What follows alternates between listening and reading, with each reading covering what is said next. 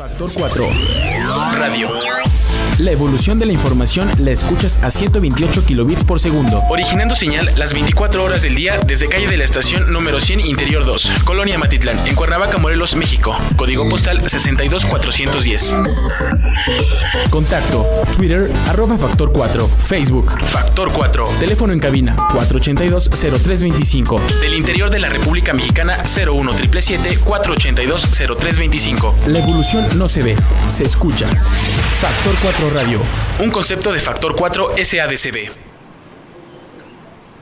Hola, buenas tardes. Hoy estamos aquí en el programa de Tus Derechos, en Factor 4. Y bueno, hoy tengo una invitada súper especial que es la licenciada Miriam Hernández, es una coach en académico. Uh-huh. Y bueno, hoy vamos a tratar un tema que es muy reciente. Bueno, no es que sea reciente, más bien una filósofa española le dio un nombre, el cual hace que nos empezamos a ser conscientes de muchas realidades que no alcanzábamos a percibir tan detenidamente, pero que siempre han estado, y que es la aporofobia. ¿Y qué es la aporofobia? Es el miedo o el rechazo al pobre. Como su nombre lo dice, fobia, que significa miedo, aversión, y aporo, que es pobre en griego. Entonces, hoy les tenemos a esta licenciada que, bueno, hemos estado platicando del tema y creemos que es importante que hoy la sociedad esté un poco consciente del significado de esta palabra. Hola, licenciada, ¿cómo estás? ¿Qué tal, Gore? Bien, muchas gracias por la invitación. Muy buenas tardes al auditorio. Pues sí, esta palabra que se acuña en 2017 al diccionario y que es más una tragedia que una virtud, ¿no? Sí, porque estamos hablando de que es el lugar en donde están todas las palabras de este mundo, independientemente de la lengua, adquieren un significado social, y es tremendamente triste que aporofobia ingrese a la Real Academia de la Lengua Española, porque significa que es un problema que ya es muy evidente, que ya no puede dejarse sin algo que lo nombre, y eso es lo triste, ¿no? Que tengamos que incluir estas palabras que reflejan problemas sociales que van mucho más allá de poder nombrarlos, lo que significan, lo que implican en nuestra vida diaria, en nuestra sociedad.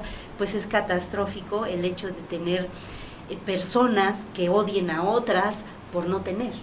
Claro. Cuando el mandato de tener no es propiamente nuestro, y en países como el nuestro no es una opción. Claro. Es una condición de vida y una diferencia totalmente de futuro, el nacer en un lugar a diferencia de nacer en otro. Gente que por generaciones ha sido empleado doméstico o empleada doméstica, sí. Y que no puedes encontrar lógicamente el motivo de su odio, porque el motivo de su odio no está en la lógica, está en todo lo que no tiene, en todo lo que no posee y en lo que nunca va a poseer con tanta certeza, ¿no? Claro, y además viviendo en casas, pues viendo, ¿no? Claro, viendo la riqueza, ¿no? Y que no es accesible para ellos. Y bueno, yo creo que a nivel Estado, y bueno, tanto que hablan nuestros políticos y nuestros representantes, sí, claro, la pobreza va y viene en los discursos y hoy que está tan en boga que primero el pobre, no puede haber democracia cuando hay pobreza. Ningún gobernador, ningún presidente, ningún representante político puede hablar de democracia donde hay pobreza, y México es un estado pobre. Sí, perdemos de vista, sobre todo quienes habitamos las urbes, los lugares que tienen mayores afluencias de población, perdemos de vista las estadísticas del INEGI, ¿no? Que claro, en este país el 60% de la población está enmarcada en el término de pobreza, y todavía tenemos una estadística paralela que es la pobreza extrema. O sea, no solamente existe el pobre, o existimos porque nos contamos. Sí, claro. O sea, somos un país de tercer mundo, somos un país de pobres. ¿Quiénes salen de esta franja que determina el sistema económico? Estamos hablando del acceso a la riqueza o del acceso al dinero, que no necesariamente está en relación a dejar de ser pobre. Tú puedes tener lo mínimo básico, claro, y de todos modos tener muchas carencias personales, intelectuales. O sea, aquí la ausencia de dinero es lo menos grave. sí, La pobreza cultural, la pobreza intelectual, claro, la pobreza de vida, de no poderle dar valor a lo que encuentro en mi entorno, porque lo que volteo a ver está catastrófico, que es lo que le está sucediendo a las generaciones de secundaria, preparatoria. sí, Cuando tú y yo subimos, bajamos, conocimos, nos metimos a los grupos de poesía, tuvimos la libertad que hoy día el joven no tiene, y es pobre, porque claro, nos quejamos de una generación de cristal a la cual no hemos dejado vivir, sí, y por eso carece de. Entonces, efectivamente, como lo mencionas, la democracia en países como el nuestro, pues es un bonito sueño, es un eslogan de marketing político, y hoy día la visión del Estado actual, del gobierno actual, no está equivocada. Es necesario tener políticas, sí, claro, para esta población mayoritaria. Sin embargo, la operación de estas políticas, los equipos de trabajo, no está siendo adecuada. es donde se pierde hay algo que real. acabo de leer y refería que el mejor programa social que puede tener un Estado es un buen empleo. Exacto. Generar empleos. Yo creo que hoy hacen falta buenos empleos remunerados, bien remunerados, ¿no? Y lo que platicábamos hace un ratito, ¿no? Que no se puede comparar el pobre en México que un pobre en Europa, ¿no? O Sí, claro. o en un país de primer mundo. Que a lo mejor una persona que hace labores de limpieza en alguna empresa o incluso trabaja para una casa, tal vez viva muy bien, en comparación con una persona que en la Ciudad de México o en la República Mexicana vive casi, más bien sobrevive. Imagínate que estos programas sociales que están determinados a la pobreza y a la pobreza extrema, y que la clase media se incomoda, ¿no? Imagínate programas para todavía extractos sociales más abajo. La cuestión de las diferencias entre un primer mundo y un tercer mundo son determinantes. Por eso es que copiar las políticas del primer mundo nunca nos va a funcionar. Claro. Inclusive políticas que puedan beneficiar a la humanidad, como puede ser todo este tema de la equidad, de la igualdad. Pues cuando hablamos de sociedades de primer mundo cuyas alineaciones incluso legales sí, fungen verdaderos protecciones y verdaderas realidades en las personas menos protegidas, acá nos reímos porque mira, yo siempre he dicho si que no aplica para el normal, pues menos para el pobre y menos para el más cuando pobre. quieran leer un libro de ficción, el mejor libro de ficción que puedan leer en México es la Constitución Mexicana. No, pues eso es nada, todo lo que dice ahí está nomás. bien bonito. Pero es una o sea, utopía. uno lo lee. Yo cuando leí el Plan de Ayala lloré, Goretti, lloré, sí, porque yo dije, debe ser hermoso. ¿Qué hombre piensa esto? Pues el que está muerto, ¿en qué circunstancias? Claro. ¿Bajo qué olvidos? Porque todo mundo, hasta celebramos, y hay ceremonias y todo, pero no alcanzamos la profundidad de esas palabras, no las vivimos, no. Y al no vivirlas, por supuesto que no causan ningún efecto anímico, humano. El gran remedio para toda esta cuestión de la porofobia y de la igualdad y la equidad, pues no deja de ser el tema del equilibrio, de la empatía, de la repartición igualitaria. Y bueno, este término de porofobia que se acuña por esta mujer Adela Cortina, que me parece extraordinario, pero es triste, ¿verdad? O sea, es triste porque dice ella que tenemos que ser más éticos con los pobres. Pero la idea no es que seamos éticos con los pobres, sino que ya no haya pobres. Exacto. O haya lo mucho menos posible, o sea, una pobreza donde no se llega a la indigencia, a los homeless, a los vagabundos, a los habitantes de la calle. Que ahorita todavía son personajes de ficción. Sí. Pero en los esquemas que estamos viendo actualmente económicos, Claro. lo que ha habido de aumento es esta población, que tú te puedes voltear en el crucero y no verla, Claro, y hacerte que la Virgen te habla, ¿no? pero Ujú, multiplícalos. claro. Imagínate este mundo que parece ficción, pero que hoy día cada vez está más cerca, porque tú abres la puerta de tu casa y de inmediato pasa la señora pidiendo limosna, Sí. y cruzas la calle y hay otra persona, El y viene, hoy día viene. ya hay grupos de personas que se adueñan de ciertos lugares para poder rendir a sus necesidades económicas. Y que uno, más por caridad que por otra cosa, y por culpa más que por conciencia, entras a este círculo de la economía, de la pobreza extrema. Pero es una realidad, una democracia en donde decía Cantinflas, no quiero acabar con los ricos, quiero acabar con los pobres. Claro, esa es la idea. Esa es la idea, no es quién tenga más o quién No, tenga no. menos, es que tú tengas la opción de elegir qué quieres tener. Ahora, por ejemplo, yo no creo en la igualdad, ¿no? Como se veía con el comunismo, ¿no? Yo no creo que la gente no somos iguales, porque no lo somos, tenemos muchas diferencias, pero sí creo que puede haber una equidad en oportunidades, Exacto. ¿no? Y que esas oportunidades se generen por los gobiernos. Otros artículos que he leído es que, bueno, el Estado tiene que ser como un empresario. Sí. Tiene que ver al esa Estado es la como una visión. empresa, porque ¿qué pasa? Entran nuestros gobernantes y hay una muy mala administración pública, y entonces como no es su dinero, no les importa, y si no sale bien algo, pues next, ¿no?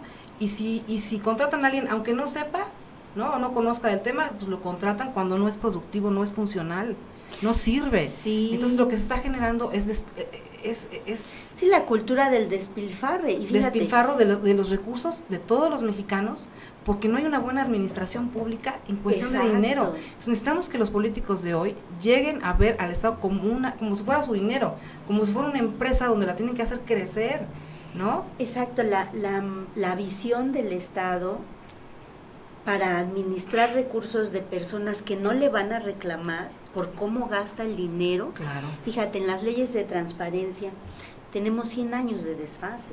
O sea, llegaron a Estados Unidos y Europa, generan estas legalidades en función de buscar un Estado administrador eficiente. Claro. Y entonces ven la necesidad de hacer la transparencia de recursos, porque el recurso humano en algún momento quiere torcerse, dice el dicho, no me des, ponme donde hay.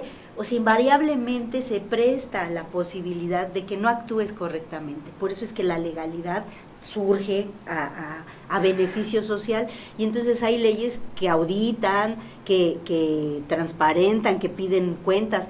Y acá en México nos llegaron hace 20 años escasos, ya las modificamos 50 veces, ya desarticulamos a la institución que las ponderaba, o sea... Pero siempre le hayan cómo salirse, ¿no? Por la es el tangente. mismo rubro, porque democracia...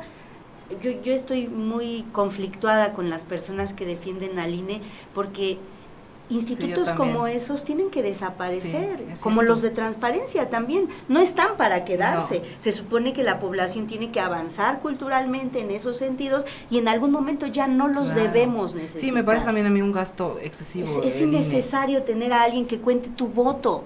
Sí. O sea, ya la situación está tan avanzada que deberías Claro. de emitir tu voto por el celular, gracias, se contabiliza y nos Sí, vemos. claro. No tendría que tener mayores trascendencias, pero estamos creemos que la democracia es el INE, Sí. y la democracia no es Así el es, INE. definitivamente. La democracia es la conciencia social. Así ¿Qué es. estamos haciendo para que la conciencia social se adueñe de nuestra vida? Porque la cuestión del no desprecio al que no tiene no es de datos, es de actos. Y te voy a comentar algo así sencillito, lo que yo considero que es aporofóbico, que todos en algún momento hemos sido Por aporofóbicos. supuesto. Y porque decía Adela Cortina, por ejemplo, en todos los estados en el mundo, no rechazan al migrante por su color de piel, o Por migrante. o por ser migrante No. simplemente, o por la ciudadanía que tiene, o por el estado del que pertenece, sino más bien porque es pobre. O sea, rechazan al mexicano que se va indocumentado, Claro. al mexicano pobre. Nosotros rechazamos aquí a los guatemaltecos, a los venezolanos, a los colombianos que vienen pobres, no así a los extranjeros que vienen a dejar su dinero. Claro. En Cancún, en Tulum. Tenemos hasta el en Baja término California. malinchista para determinar a aquellas personas que tratan mejor al extranjero que al propio. Pero realmente ¿no? tiene que ver con el dinero, con la pobreza.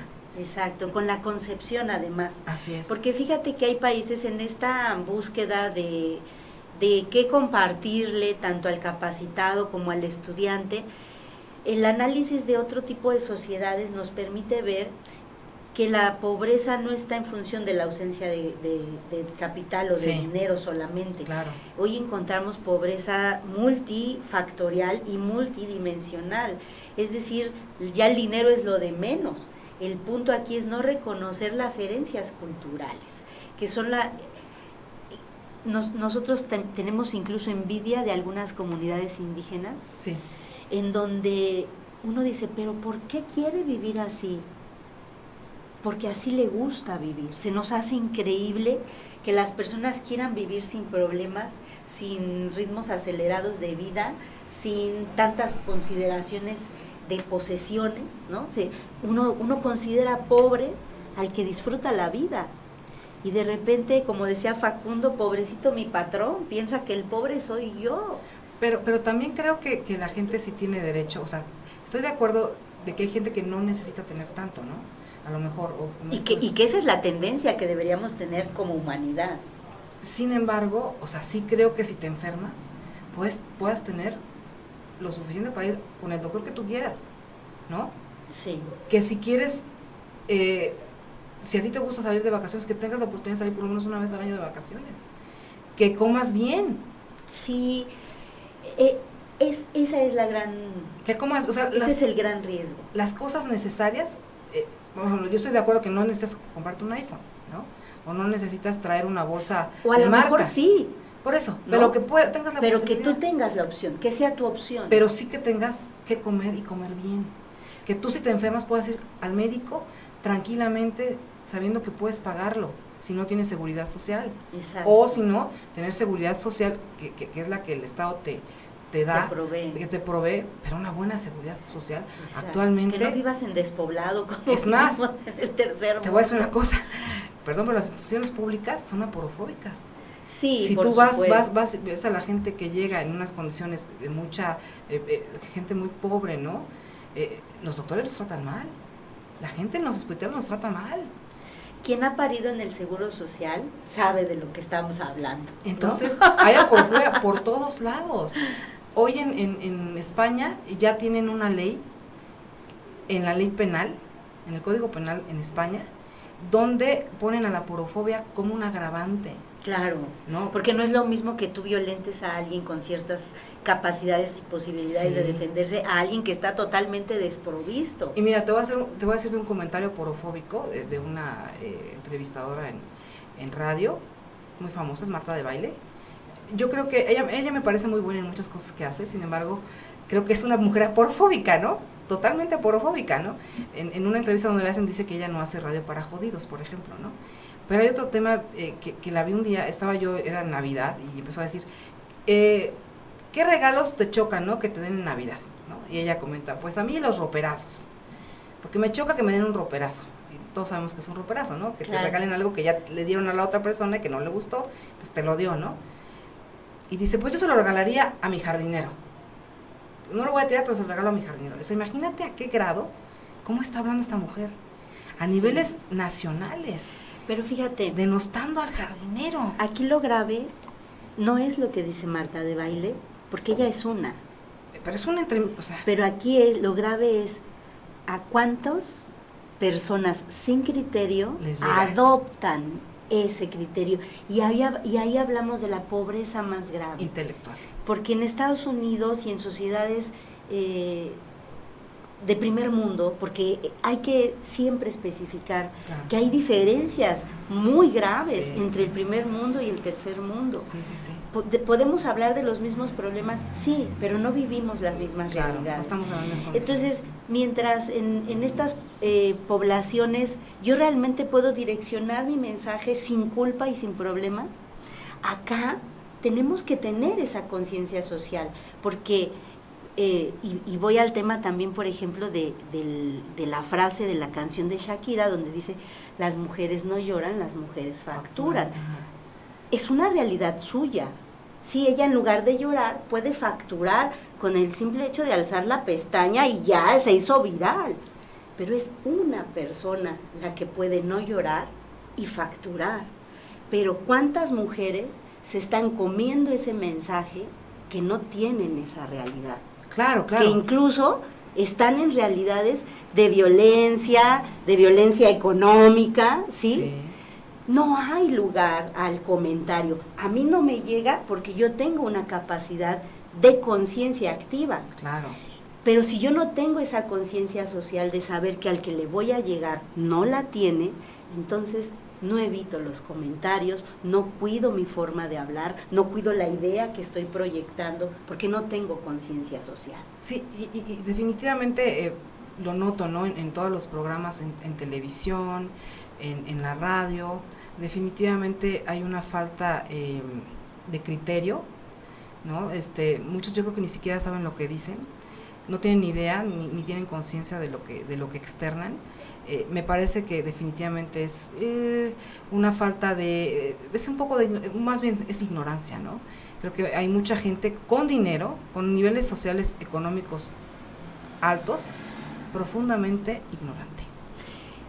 Pobres, al final de cuentas pobres, y nosotros como mexicanos, tenemos tanta riqueza. Sí. Y mira, desde el punto de vista familiar, nosotros fundamentamos el estudiar una carrera, el tener un buen trabajo como sinónimo de progreso. Claro. Cuando a veces por tener un buen trabajo pierdes tu cultura, cuando a veces por tener un buen trabajo pierdes tu identidad, cuando a veces por pertenecer a una cierta clase social o a una forma de conducta, pierdes incluso tus valores o tus ideas.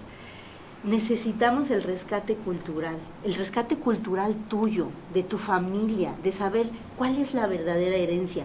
Yo vengo de una casa en donde mi mamá con sus manos nos enseñó muchas cosas, pero la alimentación y el vestido, ella era modista y también vivimos de que cocinaba, sí. Toda la vida, todos nuestros hijos, que somos 8, tuvimos posibilidades de vivir bien en función de esas manos que hacían magia con la ropa y con la comida.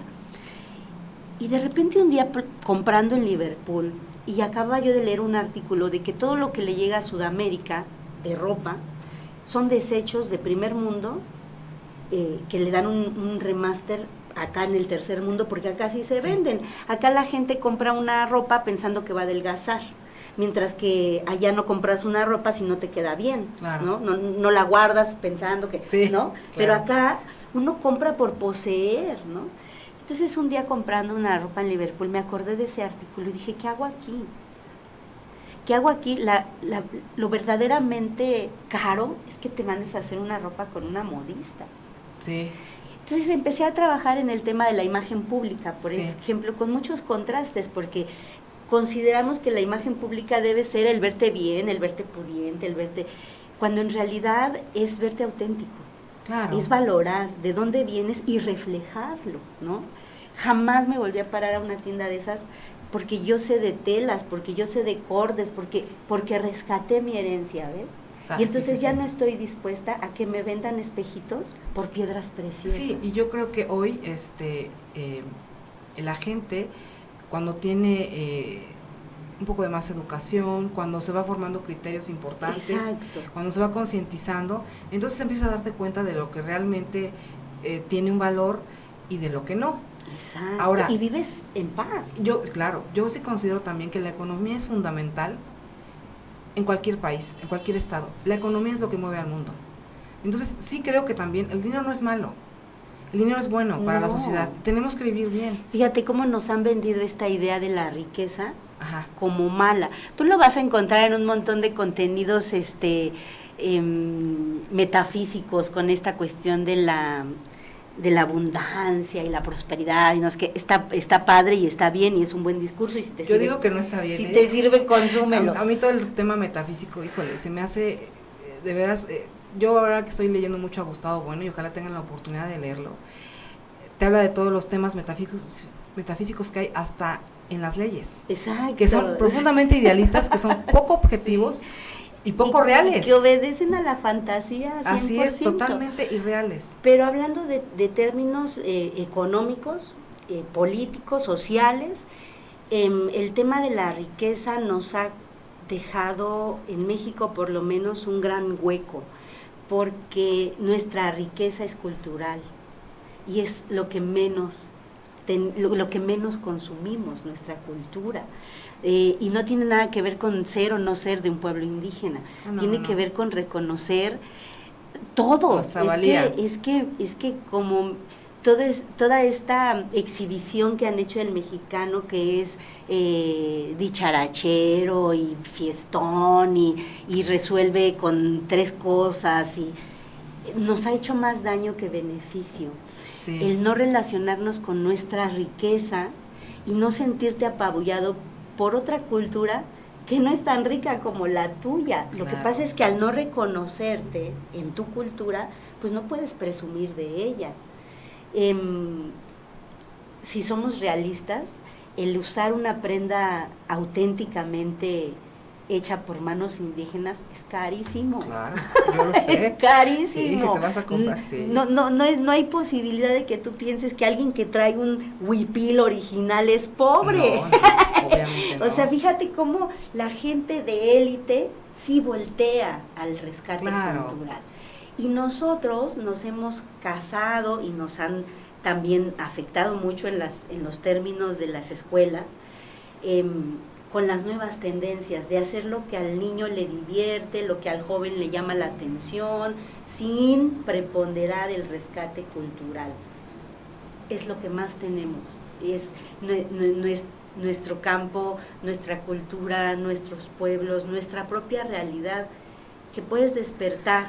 Entonces, ¿cómo crees y respirar la libertad? Claro, ¿cómo crees que podemos luchar contra esta aporofobia, contra la pobreza en México? ¿De qué manera podríamos salir adelante y que mejorara nuestra situación económica? ¿Cuáles crees? Por ejemplo, luego te dicen, no, pues es que pon un negocito, tú solo, independiente. Claro. Sí, lo pongo y me cobran derecho de piso, ¿no? Lo primero que... Sí, en este tercer mundo es sumamente contrastante las posibilidades que las personas podemos tener, y digo podemos porque nos contamos cuánto trabajo le cuesta a un profesionista hacerse campo de manera independiente, ¿no? Sí. Cuando lo más fácil, y ya no es tanto, es ir a emplearte, pero en donde los empleos son meramente servicios, los sueldos son meramente bajos. Y además con la tecnología que y hoy día necesitas, ¿no? ¿Cuántos cajeros de Walmart ya hoy son automáticos, que son cajeras que ya no están entonces sí, en lo laboral, ¿no? Sí necesitamos cambiar nuestra conciencia social. Es eso, esa es la respuesta. Y el Estado tiene que actuar como un empresario. Los gobernantes dejen de actuar de manera superficial y empezamos a preocuparnos por los otros. Ciudadanos con conciencia social no van a permitir gobernantes sin conciencia social. El remedio no está en el gobierno, el remedio está en el ciudadano. Claro, pues bueno, esto es todo por hoy. Espero que les haya gustado este tema de la aporofobia. Muchas gracias, Miriam, por estar con nosotros. Y bueno, a tener conciencia sobre la aporofobia, que es importante erradicar en México la pobreza. Gracias. Gracias.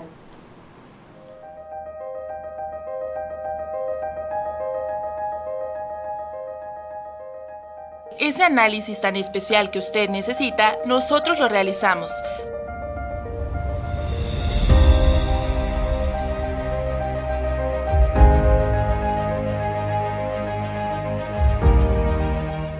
Contamos con PCR COVID-19, antígeno COVID-19, exámenes de rutina como biometría hemática, química sanguínea, pruebas especiales como perfiles hormonales, análisis de biopsias, tamiz neonatales, ultrasonidos, rayos X y mucho más.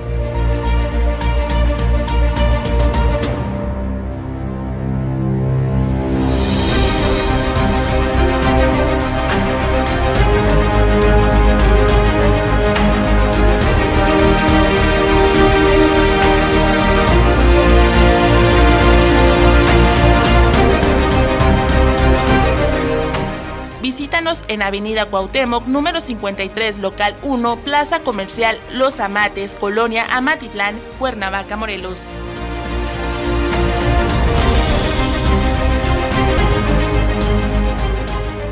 Mándanos un WhatsApp al 777-222-8726. Trabajamos con responsabilidad, calidad y seriedad. Interlab, tu laboratorio de confianza.